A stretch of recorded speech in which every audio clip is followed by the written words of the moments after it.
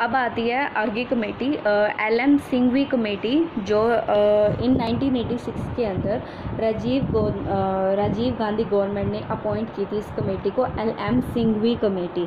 इसके अंदर ये बोला गया था जो पंचायत राज इंस्टीट्यूशन है वो कॉन्स्टिट्यूशनल रिकॉग्नाइज्ड होने चाहिए, प्रोटेक्टेड होने चाहिए, प्रिजर्व्ड होने चाहिए। और इसका ये पर्पस था कि जो न्यू चैप्टर था वो ऐड किया गया था कॉन्स्टिट्यूशन ऑफ इंडिया के अंदर पंचायती राज का। जो न्याय पंचायत थी वो भी इस्टेब्लिश की जानी चाहिए for a cluster of college. Cluster of college मतलब बहुत सारे क्लस्टर ऑफ विलेज, मतलब 2-3 विलेजेस को बना के न्याय पंचायत भी इस्टेब्लिश की जानी चाहिए। और उस कमेटी ने कहा था it also emphasize the importance of Gram Sabha, जो ग्राम सभा की इम्पोर्टेंस है उसको एम्फेसाइज करना और उसको बुलाना, और एम्बॉडीमेंट ऑफ डायरेक्ट डेमोक्रेसी। मतलब इसका मेन मोटो क्या था कि ग्राम सभा की इम्पोर्टेंस को बताना और एम्बॉडीमेंट करना, डोमिनेट करना, एक डायरेक्ट डेमोक्रेसी देना, एक डेमोक्रेसी लेके आना जिससे लोग अपनी बात को कह सकते। उसके बाद आया the judicial tribunal should be establish. जो जुडिशियल ट्रिब्यूनल होते हैं वो इस्टेब्लिश होने चाहिए हर स्टेट के अंदर, ठीक है। उसके बाद आते हैं थनगन कमेटी 1988। इसमें बोला गया था जो पंचायत राज बॉडीज़ हैं उनको शुड बी कॉन्स्टिट्यूशनल रिकॉग्नाइज। जो पंचायत राज बॉडी होनी चाहिए वो कॉन्स्टिट्यूशनल रिकॉग्नाइज्ड होनी चाहिए। और 3 टायर सिस्टम आना चाहिए पंचायत राज का, with the panchayat at the village, block and district level. जो पंचायत राज बॉडी होगी should have a fix tenure, उसने कहा उनका फिक्स टेन्योर होना चाहिए 5 years का। And the maximum period of super session of a body should be of 6 month। मतलब जो अगर ज़्यादा से ज़्यादा पीरियड, अगर कभी कोई किसी वजह से इलेक्शन नहीं हो पाते, लेट हो जाता कुछ भी, तो 6 month का ही टाइम सुपर सेशन का होना चाहिए।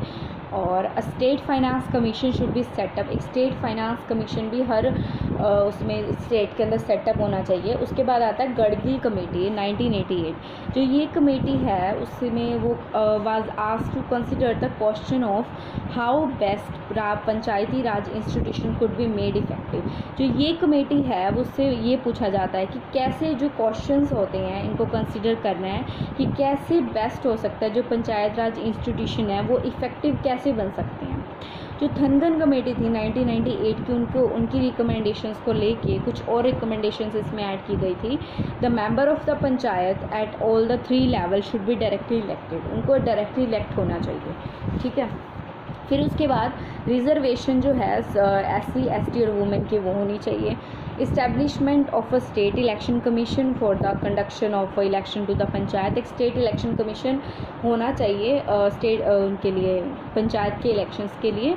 और जो दूसरी ऊपर वाली रिकमेंडेशंस हैं गढ़गिल कमेटी की जो भी हमने पढ़ी हैं वो बेसिक है, जो जिसने ड्राफ्ट किया था एक अमेंडिंग बिल, ठीक है। उसके बाद एक इवोल्यूशन आया। उसके अंदर क्या हुआ, राजीव गांधी सर ने कुछ इंट्रोड्यूस किया था। राजीव गांधी सर ने बोला introduce the 64th constitution amendment bill in the Lok Sabha in July 1989। इन्होंने क्या किया था, 64th कॉन्स्टिट्यूशन अमेंडमेंट बिल जो था लोकसभा के अंदर जुलाई 1989 के अंदर इंट्रोड्यूस किया। तो जो ये लोकसभा बिल था पास द बिल इन अगस्त 1989 इनमें पास हो गया। इट वाज नॉट अप्रूव्ड, लेकिन ये राज्यसभा के द्वारा अप्रूव नहीं किया गया था। ये अपोज था by the opposition on the ground it sought to strengthen. ये पूरी तरह से अपोजिशन था, मतलब अपोज चला गया था राज्यसभा के। फिर आए VP सिंह, इन्होंने बोला इन जून 1990 के अंदर 2-day कॉन्फ्रेंस हुई थी स्टेट की चीफ मिनिस्टर्स की, एक चेयरमैनशिप थी VP सिंह की, जिसमें इन्होंने बोला था जो कॉन्फ्रेंस के अंदर जो प्रपोजल था इंट्रोडक्शन का फ्रेश कॉन्स्टिट्यूशनल अमेंडमेंट बिल का जो इंट्रोड्यूस किया गया था लोकसभा के अंदर सितंबर 1990 के अंदर, इसको अप्रूव्ड किया गया था। मतलब जो VP सिंह सर थे इनका जो इन्होंने क्या किया था, 2-day की कॉन्फ्रेंस की थी जिसके अंदर चीफ मिनिस्टर जो थे स्टेट के वो आए थे। उन्होंने क्या, किसकी चेयरमैनशिप थी उस टाइम पे, VP सिंह की।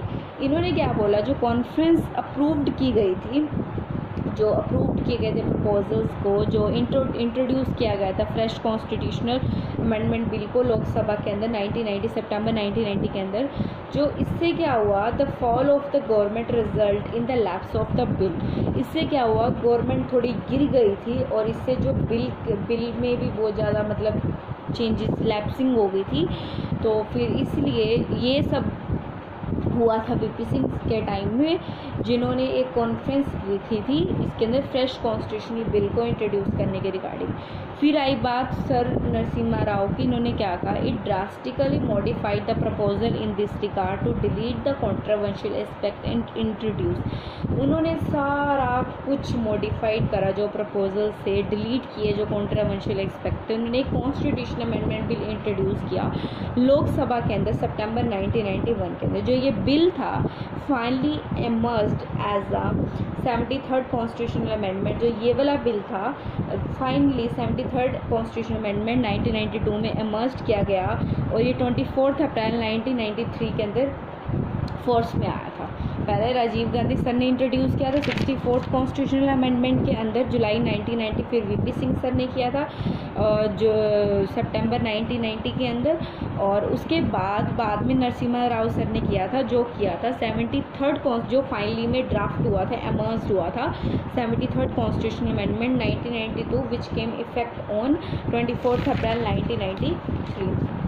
उसके बाद इस एक्ट के, जो ये एक्ट बनाया था, इसके कुछ सिग्निफिकेंस थे। जो ये एक्ट था वो ऐड कर रहा था एक new part 9th of the constitution of India. This part is entitled as a panchayat and consist of the provision from article 243 to लेके 243 और था, ठीक है।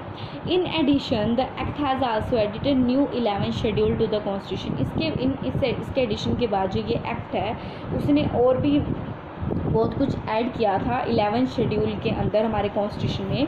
The act has also edited new 11 schedule to our constitution, ठीक है। अगर किसी ये पूछा जाए भी पंचायत राज का जो एडिशंस आएगा वो कौन से शेड्यूल के अंदर ऐड है, तो वो 11 शेड्यूल के अंदर ऐड है। जो ये शेड्यूल था वो 29 फंक्शनल आइटम्स जो हैं पंचायत की उनको कंटेन करता है। It deals with article 243G। जो ये वाला आर्टिकल्स है जो 29 जिसकी जो शेड्यूल है उन 29 फंक्शनल आइटम्स को जो पंचायत है उसको बताता है, और ये डील करता है आर्टिकल 243G से, ठीक है। The act has given a practical shape to article 40 of the constitution. I have already mention in DPSP that article 40 says about the panchayat, and इसके अंदर भी सुने बात बोलिए प्रैक्टिकल शेप जो थी पंचायत को वो आर्टिकल 40 ने दी थी जो DPSP के अंदर मेंशन है। और जो state shall has step to organise the village. State ने क्या कहते हैं कुछ स्टेप्स लिए थे विलेज पंचायत को ऑर्गेनाइज करने के लिए, and endo them with such power and authority. कुछ इनको पावर्स और अथॉरिटी दिए जो ज़रूरत थी उनको to enable them to function as a unit of self government. उनको कहा गया कि मतलब पंचायत को स्टेट ने कुछ स्टेप चले थे जिससे उन्होंने विलेज पंचायत ऑर्गेनाइज की थी, पावर और अथॉरिटी दी थी जो उनको सेल्फ गवर्नमेंट के फंक्शन के लिए ज़रूरी थी। फिर आए इसके कुछ सेलिएंट फीचर। इसके अंदर सबसे पहले बात करते हैं हम ग्राम सभा की। इसमें क्या हुआ, फाउंडेशन ऑफ द मतलब क्या बना, पंचायती राज सिस्टम का फाउंडेशन हो गया। ये एक ऐसी बॉडी थी जो पर्सनस को कंसिस्ट करके बनती थी और रजिस्टर्ड की गई थी in electorals of the village comprised within the area of panchayat at the village level. Village level के ऊपर जो पंचायत एरिया था पंचायत का जो रजिस्टर्ड किया जाता था इलेक्ट्रोल के अंदर उसके लिए, और आई एम रजिस्टर्ड इन, ये मतलब रजिस्टर्ड की गई थी इलेक्ट्रोल के अंदर, ठीक है। उसके बाद it may exercise such power and perform such function at the village level as the legislature of state determines. ये जो है एक्सरसाइज करती है कुछ पावर और परफॉर्म किए थे इसने कुछ फंक्शंस को विलेज लेवल के ऊपर as the legislature of the state determine. ये इसने मतलब कुछ फंक्शंस पावर विलेज लेवल के ऊपर जो स्टेट लेजिस्लेचर है उसने डिटरमाइन किए, उसने उसको बताया था। उसके बाद इसको 3 टायर सिस्टम आया था, वही district level, intermediate level, village level, ये सब के सब डायरेक्टली इलेक्टेड थे। तो एक इनको पूरा बोला गया कि डायरेक्टली इलेक्टेड होंगे, लेकिन जो चेयरपर्सन होगा विलेज लेवल का वो इनडायरेक्टली इलेक्टेड होगा। और however a state having a population not exceeding 20 lakh may not constitute the panchayat at the intermediate level। एक ऐसी स्टेट जिसकी जो पॉपुलेशन है 20 लाख से ज़्यादा बड़ी नहीं रही वो पंचायत इंटरमीडिएट लेवल को कंस्टिट्यूट नहीं कर सकती, ठीक है। और chairperson elected as a state legislature. उस पर election of a member and the chairperson, 2 committee का अल्फा। उसके बाद इलेक्शन जो होंगे मेंबर्स और उसके मतलब वही होंगे। पहले जो कुछ कमेटी ने ऐसे रिकमेंड किए थे विलेज लेवल को छोड़ के ऊपर वाले लेवल को छोड़ के डायरेक्ट होगा और उसका इनडायरेक्ट विलेज लेवल का डायरेक्ट होगा और ऊपर वाले का इनडायरेक्ट होगा। कुछ ने कहा था तीनों के डायरेक्ट होंगे, तो दोनों कमेटी को लगा के ऐसे बोला गया था लास्ट में आया था डायरेक्टली इलेक्टेड होंगे ये लोग।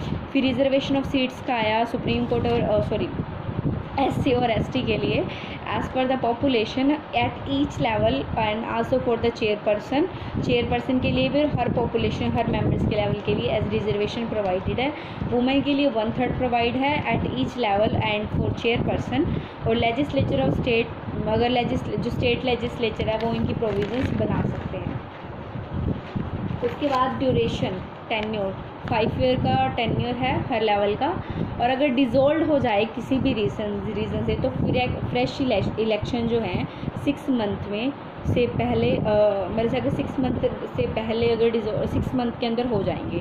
अगर 5 साल ख़त्म होने के लिए 6 महीने बाकी हैं और वो डिज़ोल्व हो गया तो वो फ्रेश इलेक्शन नहीं होंगे। अगर इफ़ प्री मेच्योर डिसोल्यूशन अगर कोई प्री मेच्योर डिसोल्यूशन है जैसे कि new panchayat remain in office only for the reminder of the period and not for 5 year, मतलब जो न्यू पंचायत है वो ऑफिस के अंदर सिर्फ उसके रिमाइंडर पीरियड के लिए रहेगी, ना कि अगर उस प्री मेच्योर डिसोल्यूशन हो जाता है तो, ना कि पूरी 5 साल के लिए। ठीक है। डिसक्वालिफिकेशन एक second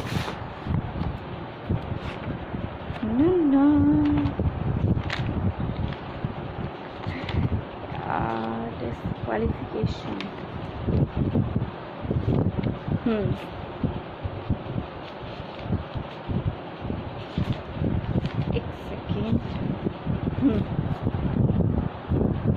disqualification a person shall be disqualified. सबसे पहली बात यह आएगी if he is disqualified by किसी भी लॉ या किसी भी रेगुलेशंस के अंदर फॉर द पर्पज़ ऑफ जो स्टेट लेजिस्लेचर के इलेक्शंस के लिए, तो ऑटोमेटिकली वो पंचायत के लिए भी डिसक्वालीफाइड है। ठीक है। और if he is disqualified by the state legislature तो वो ऑटोमेटिकली डिसक्वालीफाइड है। और एक बात ये बोली गई है कि अगर कोई भी person no person shall be disqualified on the ground that he is less than 25 years of age, मतलब अगर उसने 21 ईयर भी अटेन कर लिया ना पंचायती राज के लिए तो वो डिसक्वालीफाइड नहीं होगा। 21 से 25 के अंडर भी रह सकते हैं। और जो पंचायत मतलब कहते हैं इसमें मतलब अगर कुछ ये सब इसकी डिसक्वालिफिकेशन है, उसने कुछ भी मिसयूज़ करा है, कुछ भी जो सारे के सारे क्वेश्चन है जो डिसक्वालिफिकेशन के वो रेफर किए गए हैं अथॉरिटीज़ को जो स्टेट लेजिस्लेचर जो है वो डिटरमाइन करती है। फिर आती है बात स्टेट इलेक्शन कमीशन की। The superintendent and direction and control of the preparation, सारी की सारी सुपरिटेंडेंट सुपरवाइज करना, डायरेक्शन देना, कंट्रोल करना इलेक्टर्स को, जो कैसे इलेक्शन कंडक्ट करने हैं वो सारा स्टेट इलेक्शन कमीशन देखता है। जो स्टेट इलेक्शन कमीशन है ये सिर्फ पंचायत के इलेक्शन के लिए ही लाया गया था। ठीक है। उसके बाद जो स्टेट इलेक्शन कमिश्नर है उसको क्या कहते हैं बाय गवर्नर अपॉइंट करता है और सर्विस और टेन्योर भी इनका फिक्स गवर्नर करता है। लेकिन जो इसका रिमूवल है एज ए जज ऑफ सुप्रीम कोर्ट वैसे होता है। ठीक है। जो स्टेट लेजिस्लेचर है make the provision with respect to the all matter जो इलेक्शन से रिलेटेड होंगे पंचायत के। ठीक है। और जो पावर और कुछ फंक्शन है वो हम आगे वाली वीडियोस के अंदर पढ़ेंगे।